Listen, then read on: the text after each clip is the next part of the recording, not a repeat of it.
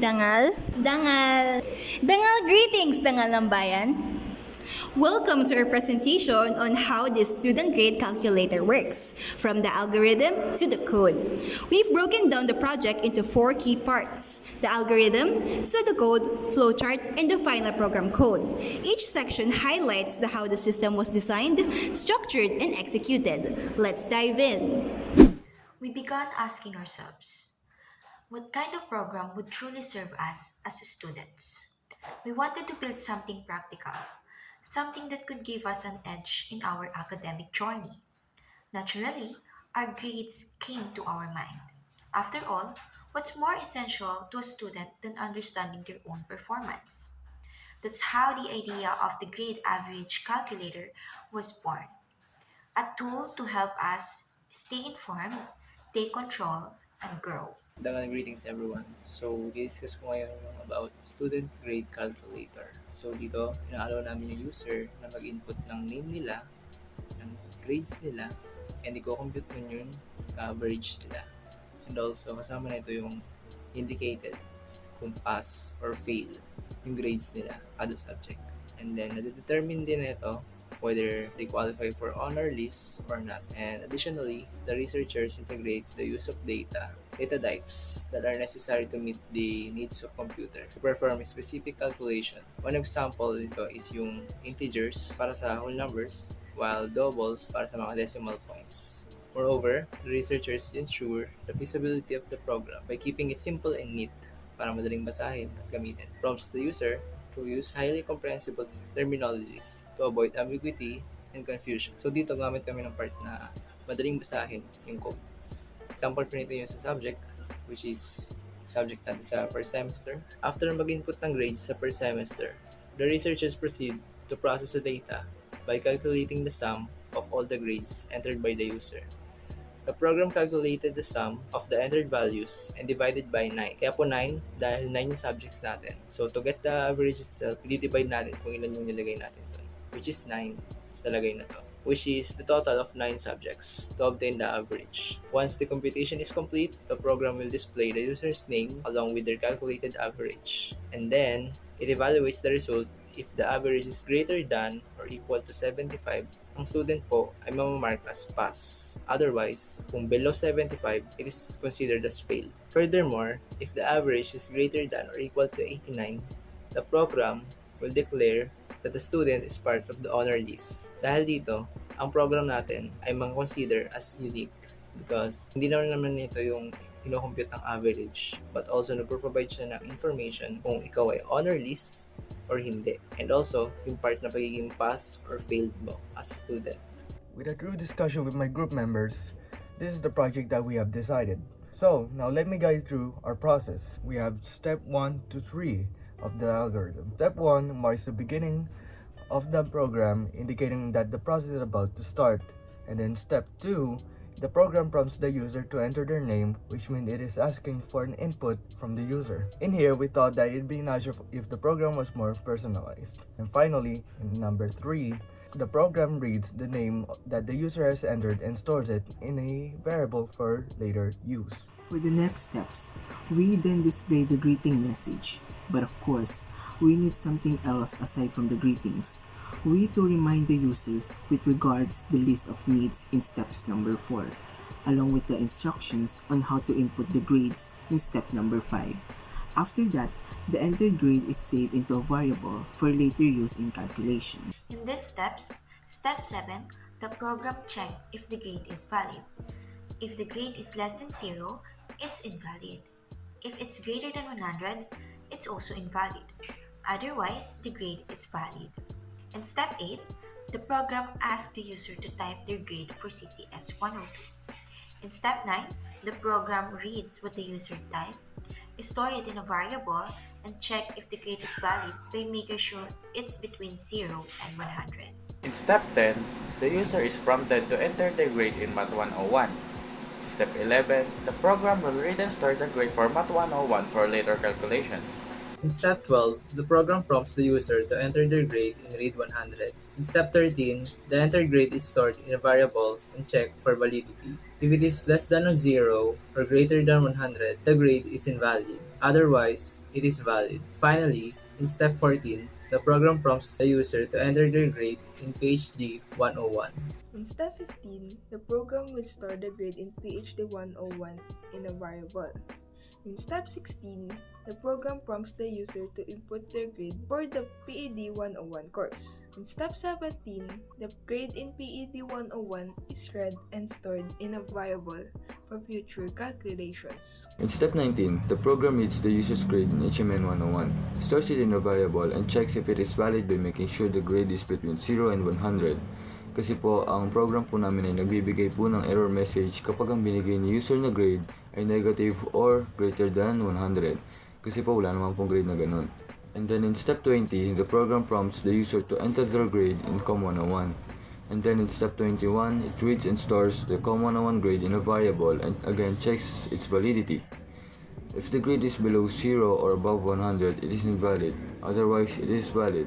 Tulad lang po na sinabi ko kanina, nagbibigay po ng error message ang aming program kapag ang binigay po ni user ay negative or greater than 100.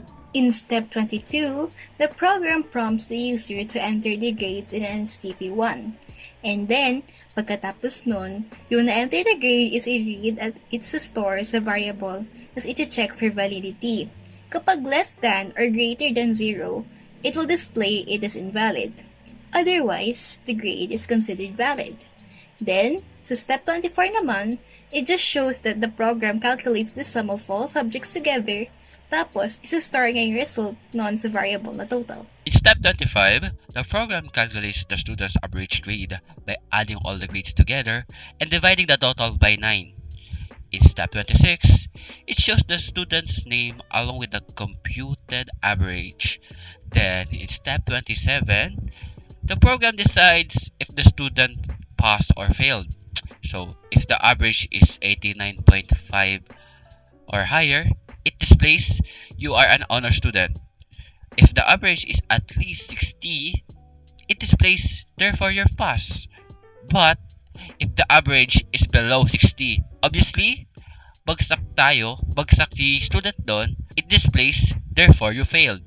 In step 28, the program displays a farewell message thanking the user for using the grade calculator.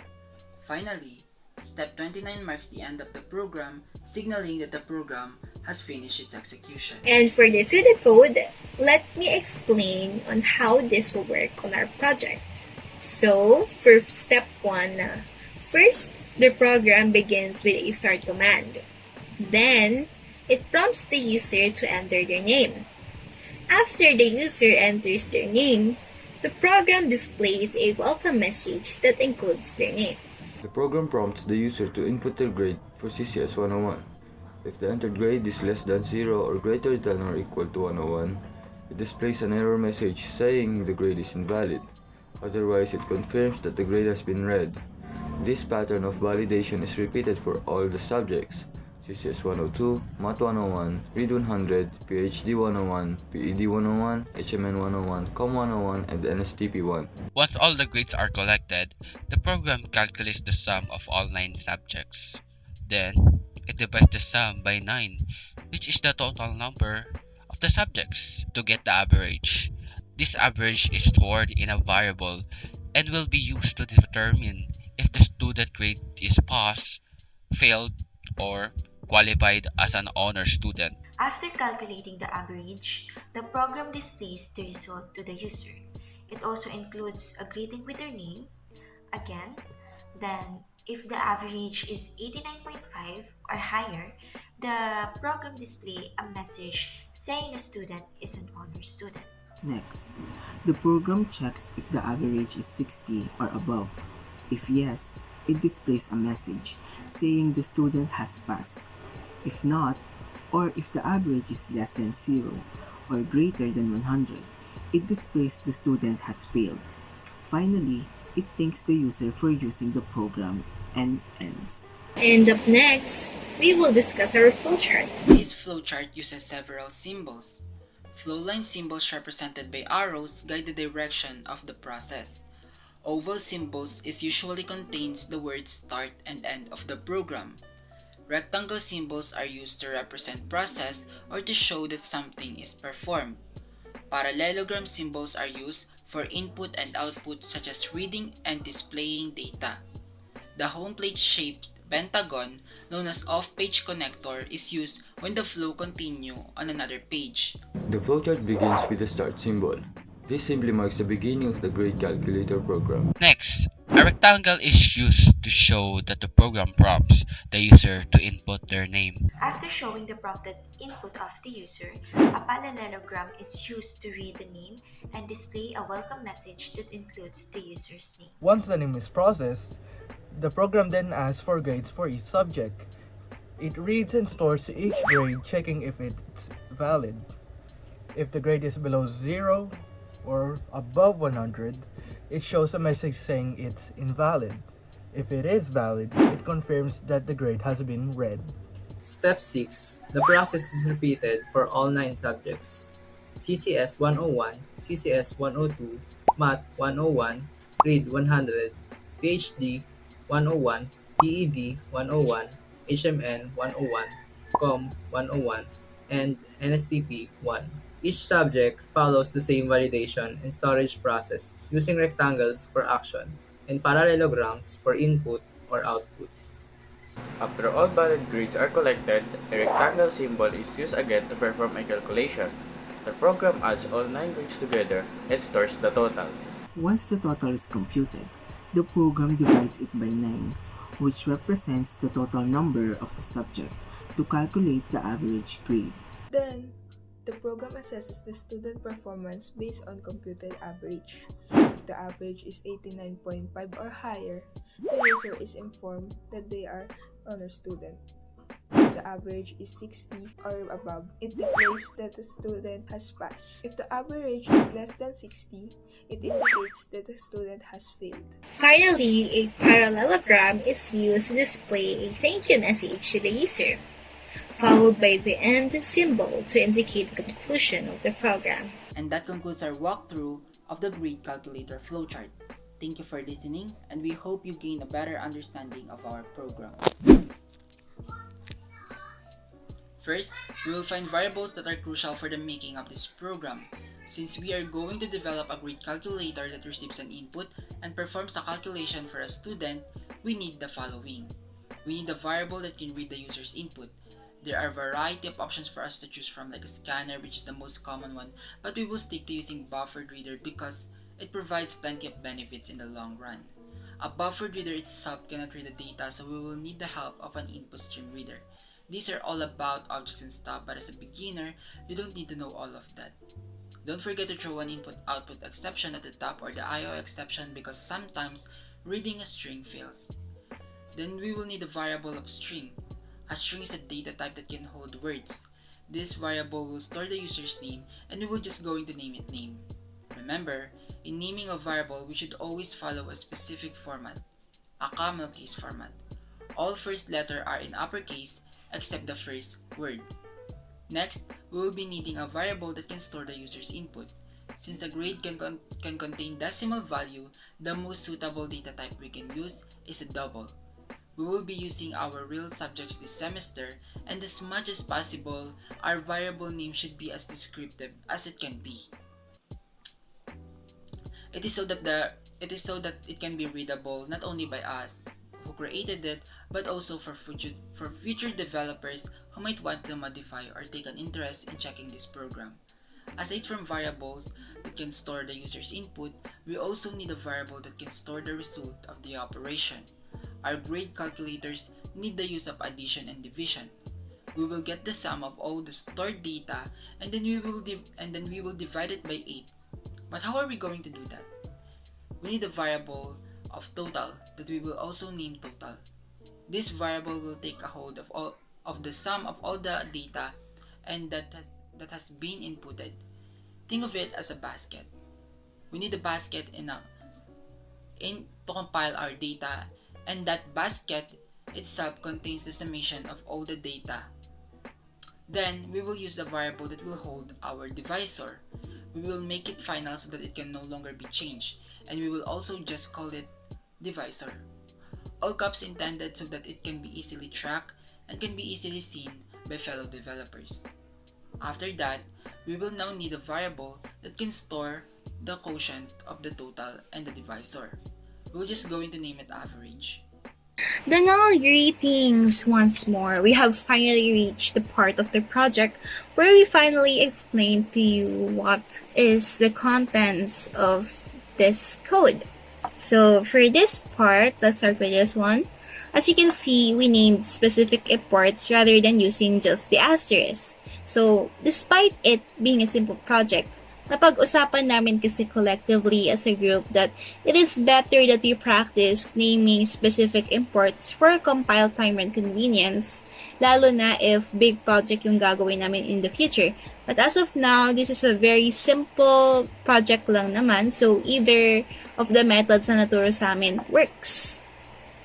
So for this part, this defines the class named main, which is the entry part of the program. In Java, every application must at least have one class.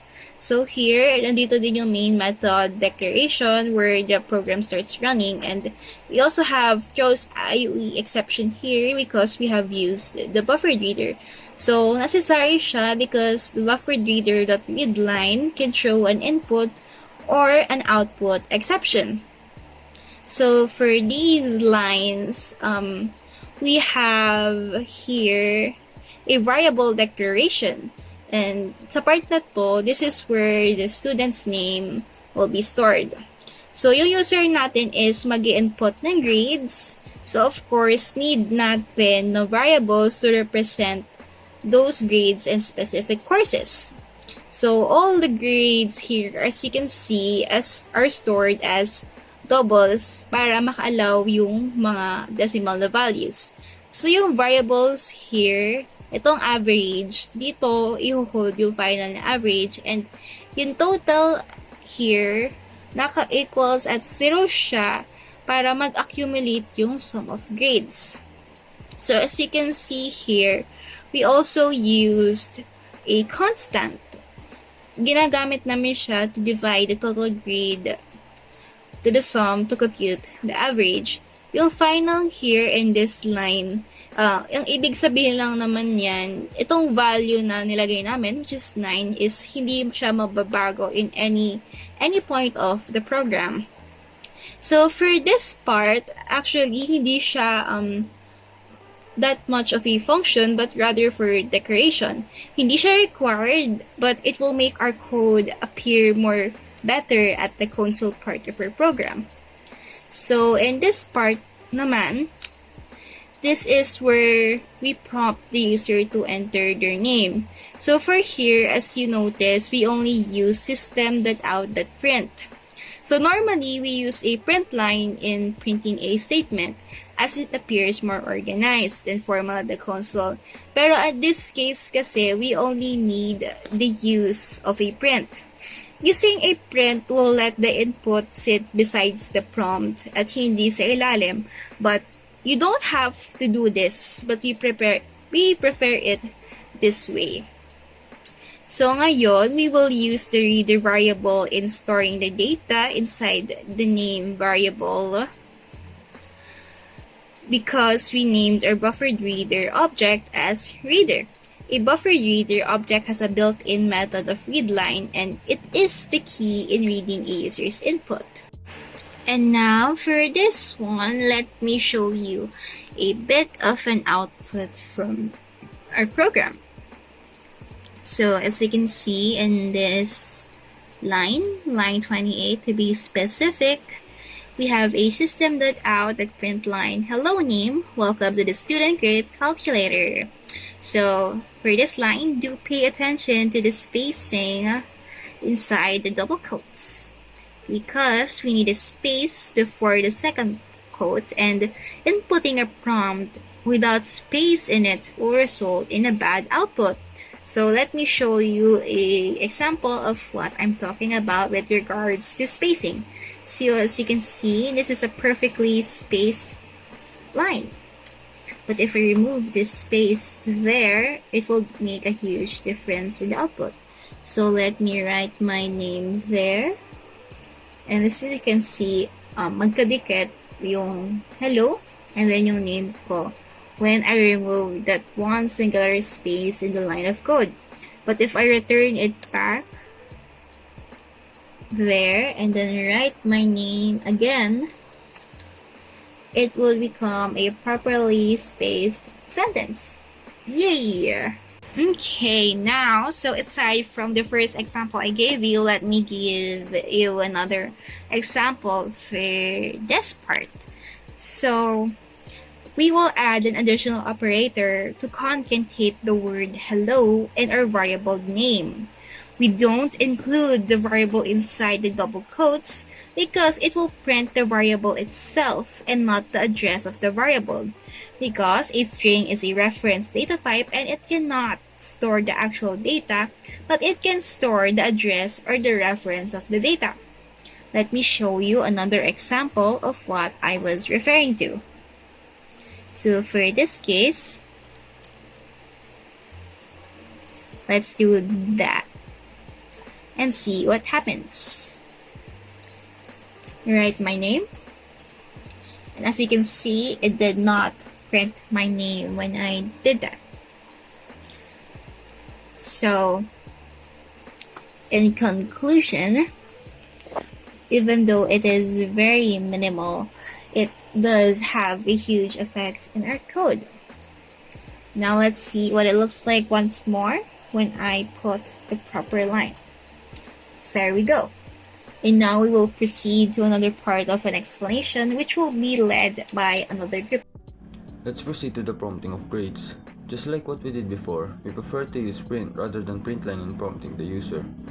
Let's use our variable named CCS101. System.out.print, enter your grade in CCS101. CCS101 equals double.parse double, reader.read line. As you can see, we parse the input into double. Parsing is a way to convert a string to a different data type.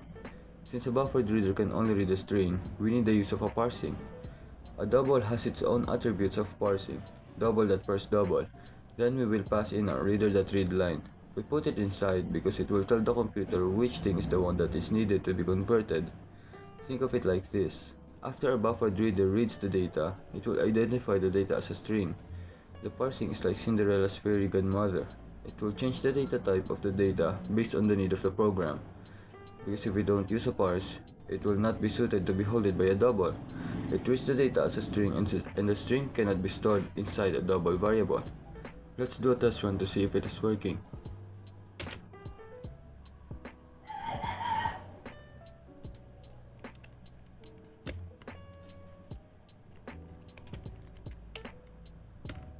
Dangal greetings ulit, and let's now proceed sa paggawa ng condition na mag-output kung na-read ba yung grades input natin or hindi. So, pwede naman po gumamit ng if or else statement sa paggawa ng condition. Pero for the academic purposes ay hindi natin yan gagamitin, and instead gagamit tayo ng something called na ternary operator. So, ano ba yung ternary operator? So, think of it as a compact type of conditional statement na magge-generate ng result based on kung na-meet na ba yung matching condition. So, para siyang mini FNL statement, pero nakalagay siya sa iisang code, line of code. Ito po siya. Is para lang siyang pinagsama-sama, and ayun, makakagawa ka na ng condition. Now, when implementing ternary operators, may dalawang approaches tayo. Either i-pass yung ternary operator directly sa print statement, or ito yung ginawa namin, gumawa kami ng variable na pwede mag-hold ng value na babalik sa ternary operator. So, let's do the latter approach kasi mas clean siya at madaling maintindihan. Before kami gumawa ng conditional statement, syempre, naisip muna namin, so before kami gumawa ng code, naisip muna namin i-define yung ano yung acceptable input. So, naisip namin sa mga university kung ano yung mga valid grade input. Obviously, ang grade dapat ni student ay hindi bababa sa 0. Wala naman pong grade na negative 1, 2, 3, 4, 5, 6, 7, 8 at hindi lalagpas sa 100, 101, 102, 103, 104. Hindi na po yung valid. So, valid na grades lang dapat ay nag-range siya from 0 to 100. So, ayun. So next naman is gumawa kami ng string variable kasi want namin mag-output ng descripted message. Naisip namin siyang tawaging result plus yung subject name. Therefore, result CCS101. So ang next naman is equal to open parenthesis CCS101, the name of the subject. Pwede naman siya baguhin later on. It's less than 0 and dalawang vertical line ng ibig sabihin niyan ay OR operator. So, meaning neto, kung alin man dito sa dalawa ay true, so ang buong condition niyan ay magiging true. Ano lang po yun? Next po is yung CCS101, name of the subject again, is greater than or equal to 101, close parenthesis. Next naman is yung question mark. CCS101 plus double quote is an invalid code, semicolon, double quote again, your grade has been read. So, balik tayo dito sa question mark. So, itong question mark na to is like nagtatanong lang siya kung true ba yung condition. So, think of it as a decision point sa code line na to. Next part ng question mark is here. Itong is an invalid code. Itong part na to ay magdetermine kung true yung condition.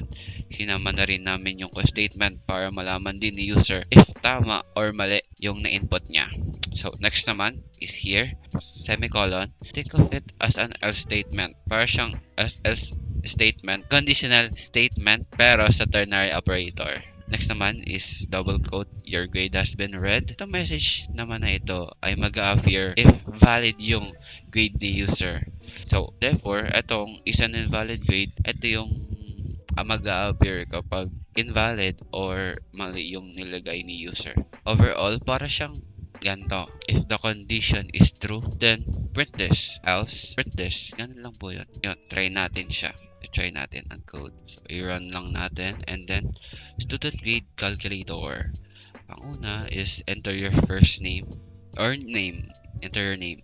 Yan. Kunyari ako po. Rainzell Andrei. Hello Rainzell Andrei. Welcome to the student grade calculator. Ayun, eto na. Enter your grade in CCS101. So, kung nilagay natin dito is valid, hindi siya lalagpas ng 101 or negative, eto mangyayari. Naglagay tayo dito ng 90. Enter. Yan. Your grade has been read. Nabasa niya po yung code na store. So, if ganda naman nilagay natin input, enter grade in CCS101. Kung nilagay natin is 1,000, ang lalabas niyan is 1,000.0. Din yung grade natin is an invalid grade. So, ayun. Additionally, dadagdag ko lang, we can't do anything about invalid input yet. So, di pa pwedeng gumamit ng loops, breaks, and such. So, the least thing we can provide is an error message for the user, which is yung is an invalid grade. After that, bababa ko lang siya. After all of that, gagawin natin siya sa mga natitirang subject. This is ang CCS102, Math 101, Read 100, PhD 101, PED 101, HMN 101, Com 101, and NSDP 101. We're almost there, okay? Bear with me. We declared a variable named total before, right? And now we will be going to use it. So to do the operation, we need to add them all in. Total equals Math 101 plus CCS 101, and then so on, and then a semicolon at the end. The computer will automatically calculate it. If the addition operator intact the data in reference data types, in primitive data types, it will literally just work how operators do in our math subjects. It literally just adds it up. So think of it like replacing the variables with the number the user had inputted. Like in Math 100, if the user had inputted a 1 in this subject, the Math 100 will turn into 1.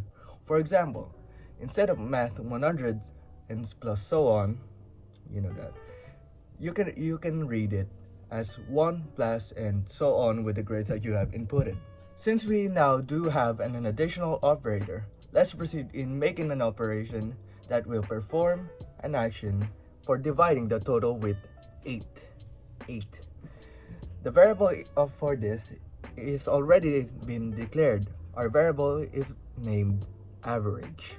will take hold of our data after the total is divided with the divisor.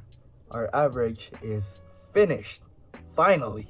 Now, just like what we did before, we will also be using the ternary operators here. Basically, a ternary operators are just a shortcut of an if and else. It is just flexible or less flexible than a literal if and else statement. Ternary operators here will declare which output is going to be presented. The first ternary operator will perform a condition whether a student is an honor student or not. To do this, we need a condition. Normally, in a school or university, an 89.5 can be rounded up as a grade qualified for an honor roll. So let's program our operators like this. Just like how it went before, we need to use another variable to store the value of our ternary operators. Let's name it quote-unquote average result. Average result equals to average is greater than or equal to 89.5. Quote-unquote again, you are an honor student. Average result equals to if average is higher or equal to 89.5, therefore print quote-unquote you are an honor student. Else print blank or else print blank.